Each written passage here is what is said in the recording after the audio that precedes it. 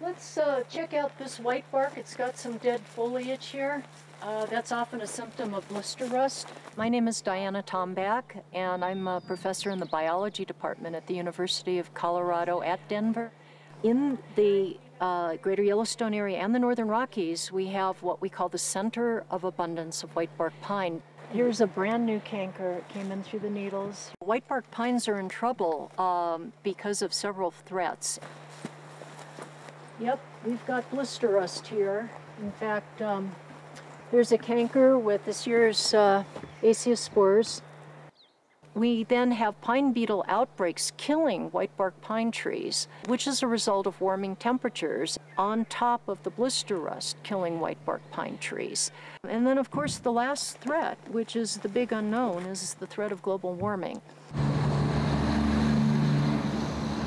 Global warming is a result of the buildup of heat-trapping pollution in the atmosphere. I'm Daniel Lashoff, the Science Director of NRDC's Climate Center. We now have more CO2 in the atmosphere than at any time in the last 600,000 years. And that CO2 traps heat, which causes the Earth's surface to warm up. Pollution from cars and power plants is primarily responsible.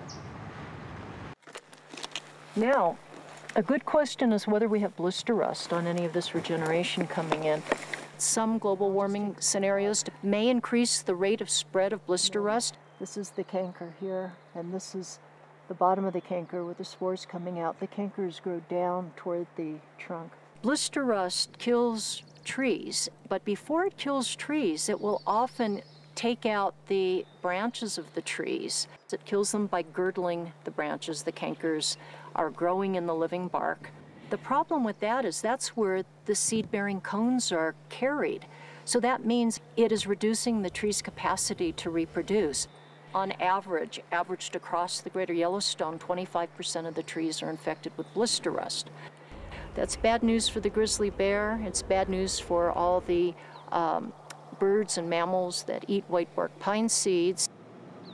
You know, when people learn about where we are with global warming and the effects we're already beginning to see in the predictions, it's pretty easy to get depressed. But I'm actually very optimistic. Individuals as citizens should be demanding that their elected representatives take responsible action to address global warming. But as consumers, we can also make better choices about the kind of energy we use by selecting renewable energy sources and by using energy as efficiently as possible.